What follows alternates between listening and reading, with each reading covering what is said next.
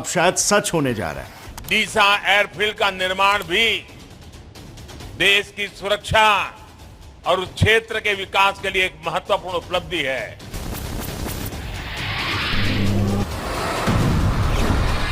अगर आपको याद हो 1971 इंडो पाकिस्तान वॉर, जिसमें इंडियन एयरफोर्स के हाथों पाकिस्तान का ब्रूटल कार्नेज हुआ था। जी हां, वही war which ended with Pakistan losing Bangladesh and more than half of its population. जी हां, बिल्कुल वही वॉर जिसके जीत में सबसे बड़ा हाथ था भारत के एस कार्ड इंडियन एयरफोर्स का। क्योंकि डिस्पाइट द फैक्ट कि पाकिस्तान ने सबसे पहले इंडिया के एयर बेसिस को ही टारगेट किया, द एयर बेसिस पर क्विकली रिपेयर्ड और वहीं से शुरू हुआ इंडिया का मुंह तोड़ रिटेलिएशन। फिर क्या था, through out the war India ने अराउंड 6000 एयर अटैक्स लॉन्च किए पाकिस्तान पर, जबकि उसका आधा केवल 3000 ही पाकिस्तान कर पाया हम पर। इनफैक्ट इस इंपैक्ट से पाकिस्तान के 10 air bases were fully decimated and about 75 Pakistani aircrafts were destroyed. So now you understand the importance of an air base. और ये बात थी 1971। लेकिन आज की अगर हम बात करें तो जो एयरबेस दीसा गुजरात में बन रहा है वो अकेले ही भारत को पाकिस्तान से बचाने के लिए काफी है। And no, I am not at all exaggerating. अब पाकिस्तान बॉर्डर के पार से कोई भी शरारत करेगा, कोई भी तरह की क्वेश्चनेबल हरकत करेगा, तो इंडिया उसे 10x पावर से पलटवार कर सकता है। वो 100 बार सोचने वाला है। एंड द रीजन इज क्योंकि पाकिस्तान के सभी इंपॉर्टेंट सिटीज अब इंडियन एयरफोर्स के deep penetration strike fighter planes से कुछ ही मिनटों की दूरी पर है। Just 130 kilometre to be precise. And hence ये प्रोजेक्ट इंडियन डिफेंस फोर्स के लिए एक रेवोल्यूशनरी प्रोजेक्ट है, जिसमें हमारी गवर्नमेंट ने एटलीस्ट ₹1000 करोड़ का टोटल इन्वेस्टमेंट किया हुआ है। ये सिचुएटेड होगा in the strategically important location of Deesa city in the Banaskantha district. इसके लिए 4500 एकर्स का मैसिव एरिया अलॉट किया गया है और इसके कंस्ट्रक्शन को 2 फेजेस में प्लान किया गया है। फेज 1 में मेन रनवे, टैक्सी ट्रैक्स और एयरक्राफ्ट डिस्पर्सल एरिया कंस्ट्रक्ट किया जाएगा और फेज 2 में टेक्निकल इंफ्रास्ट्रक्चर और एकोमोडेशन कंप्लीट होगा। यहाँ पर light weight defence combat vehicles, जिसकी फ्लाइंग कॉफिन कहे जाने वाले MiG-29 और इंडियाज होम ग्रोन तेजस फाइटर्स पोजीशनड होने वाले। और इस 1000 करोड़ वर्थ के एयरबेस का कंस्ट्रक्शन बिल्कुल ही फास्ट ट्रैक पर होगा और इसीलिए तो ये सिर्फ 2 साल में बनके वेस्टर्न इंडिया की सुरक्षा में तैनात हो जाएगा। लेकिन hold on, let me tell you one thing. Disa Airbase is not a mere takeoff and landing point for aircrafts. उसका लोकेशन, उसके फीचर्स, सब के पीछे एक सोचा समझा मास्टर प्लान है, which is ये एयरबेस अकेला ही इंडिया के 4 स्ट्रेटेजिक ऑब्जेक्टिव्स को पूरा करेगा। Number 1, countering US. Now it's a well known fact कि यूएस और पाकिस्तान एक दूसरे के मिलिट्री एलाइज है। 2002 में यूएसए ने टेररिज्म को कॉम्बैट करने के नाम पर पाकिस्तान को billions of dollars plus advance weaponry दिए थे और ये सारे पैसे क्वाइट आयरॉनिकली पाकिस्तान ने टेररिज्म में इन्वेस्ट किया है। बट फाइनली 2018 में ट्रंप ने पाकिस्तान को दिए हुए सारे security aids worth about $900 million cancel कर दिए थे। लेकिन soon came another twist. Trump का ये decision didn't stay for too long, क्योंकि जो बाइडेन ने पावर में आकर पाकिस्तान की F-16 फ्लीट की डील को रिन्यू करा डाला, again in the name of counter terrorism. And now to just refresh your memory, 2019 के एयर स्ट्राइक में विंग कमांडर अभिनंदन यही F-16 को टैकल करते करते LOC क्रॉस करके पाकिस्तान पहुंच गए थे and that resulted him in being captured by Pakistan. तो विंग कमांडर अभिनंदन F-16 को मार गिराने में कामयाब रहे, लेकिन F-16 की वजह से Pakistan definitely had an edge over us. Now Pakistan और यूएस के बीच में हुई ये F-16 की रिन्यूड डील को वैसे तो इंडिया ने कड़े शब्दों में क्रिटिसाइज किया और यूएस और पाकिस्तान को क्लियरली ये मैसेज दिया है कि you are selling weapon in the name of terrorism. When you are talking of an aircraft like the capability of the F-16, I mean, everybody knows, where they are deployed and what is the use and what is their capability. Well, you are not fooling anyone. You're not fooling anybody by saying these things. लेकिन सिर्फ शब्दों पर rely नहीं किया जा सकता ना, और इसीलिए we have a very tactfully planned preventive measure which is none other than Disa Air Base. So India को पता है कि पाकिस्तान के F-19s को स्टेशन किया गया है इन 3 एयर बेसिस पर, मीरपुर खास, हैदराबाद और शहबाज।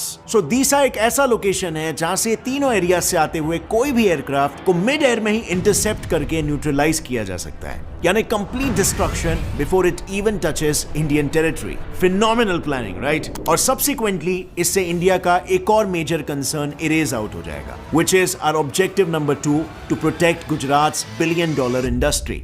देखो, हमने बात किया कि कैसे पाकिस्तान के F-16s इन एयर बेसिस पर पोजीशन है। अब इससे as scary as it may sound, India के फाइनेंशियल सेंटर्स जैसे अहमदाबाद, भावनगर और वडोदरा भी नेचुरली रिस्क जोन में फॉल करते हैं। यानी इंडिया का बहुत सारा wealth is at stake. Exactly कितना? Well, let's have a look. Gujarat, जो कि इंडिया का one of the richest state है, उसकी मेजॉरिटी जीडीपी यानी $68 बिलियन की जीडीपी अहमदाबाद से ही आती है। अहमदाबाद खुद इंडिया का 8th रिचेस्ट सिटी है and Bhavnagar too lies on a uniquely strategic location, जिसकी वजह से वो 1860 से ही एक इंपॉर्टेंट ट्रेडिंग सेंटर है। यहाँ की salt, diamonds and chemical industries is one of the best in the nation. और अगर वडोदरा की बात करें तो इंडिया के 35% पावर ट्रांसमिशन और डिस्ट्रीब्यूशन इक्विपमेंट्स यहीं पर मैन्युफैक्चर होते हैं। ये पावर सेक्टर और इंजीनियरिंग इंडस्ट्री का एक इंपॉर्टेंट हब है। लेकिन थैंक्स टू दीसा एयरबेस ये सब cities will be fully protected. उल्टा इससे टेबल्स कुछ इस तरीके से टर्न होंगे कि पाकिस्तान के जो इकोनॉमिक सेंटर्स है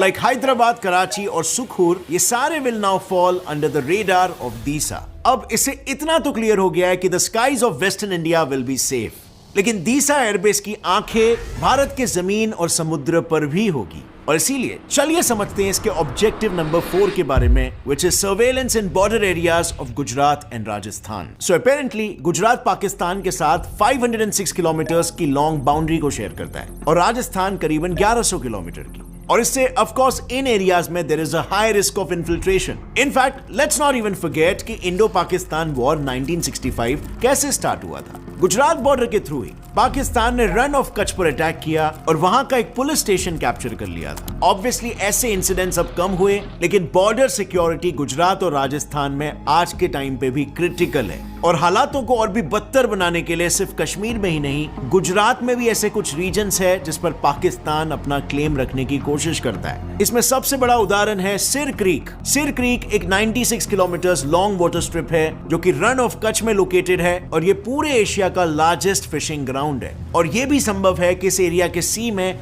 ऑयल और गैस के रिजर्व्स भी पाए जा सकते हैं। अब सीधी सी बात है, इस एरिया की इतनी विशेषताएं होंगी तो इस पर पाकिस्तान की नजर जरूर पड़ेगी। And as a counter measure, जाहिर सी बात है, इंडियन डिफेंस फोर्सेस का इतना प्रोमिनेंट स्ट्रक्चर अगर इस रीजन में बना दिया तो these regions will be better guarded और दीसा के आने पर यह ऑब्जेक्टिव भी पूरा हो जाएगा। बट अब तक बात हुई इंटरनेशनल सिक्योरिटी की, लेकिन कुछ डोमेस्टिक कंसर्न्स में भी दीसा एयरबेस का एक इंपॉर्टेंट रोल होगा। Which brings us to objective number 4, bridging the crucial gap between air bases. So बात यह है ना, गुजरात के भुज एयरबेस और राजस्थान के उत्तरलाई के बीच में 355 किलोमीटर का मैसिव गैप है। नाउ रिमेंबर, ये बॉर्डर से कनेक्टेड रीजन है, तो ये डिफेंस के पर्सपेक्टिव से एक ड्रॉबैक तो है, लेकिन इससे एक और प्रॉब्लम हो जाती है।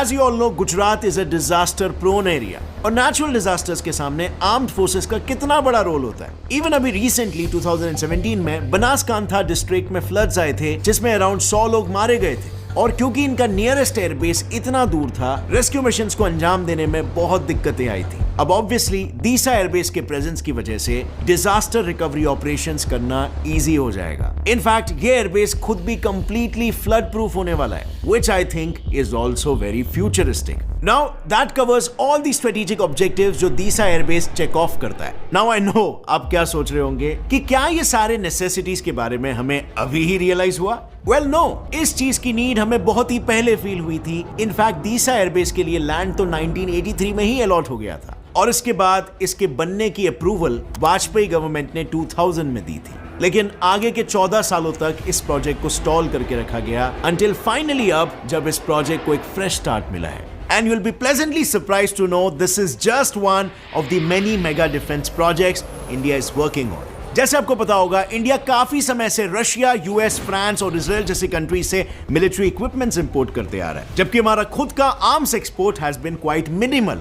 But in a positive turn of events पिछले 4 से 5 सालों में इंडिया का डिफेंस एक्सपोर्ट्स 8 टाइम्स बढ़ के 13,000 करोड़ तक पहुंच गया है। इंडिया आज के तारीख में 75 countries like Philippines, Armenia, Israel, sea nations, African nations को एक्सपोर्ट करता है, highest being the USA। और आज के तारीख में imports have gone down by 33% और इंडिया अपने 30% डिफेंस इक्विपमेंट्स तो खुद ही प्रोड्यूस करने लगा है। हमारे प्रधानमंत्री ने अनाउंस किया है कि 101 आइटम्स की लिस्ट निकाली जाएगी जो हम अब इंपोर्ट करना बंद कर देंगे और लोकली प्रोड्यूस करना शुरू कर देंगे। और ये सब इंडिया के लिए एक टाइम पर इमेजिन करना भी इम्पॉसिबल था, वो अब सब सच होते हुए नजर आ रहा है। इंडिया डिफेंस सेक्टर में भी आत्मनिर्भर होता चला जा रहा है और आज के टाइम पे सुपर पावर होने की यही सबसे इंपॉर्टेंट निशानी है। अब फ्रेंड्स, ये सब के बारे में सुनकर आपको क्या लग रहा है? क्या आप इस वीडियो में बताई गई बातों से एग्री करते हो या फिर आपका कोई और ही पर्सपेक्टिव है इन चीजों को देखने का? कमेंट्स में जरूर शेयर करना और अगर इस वीडियो को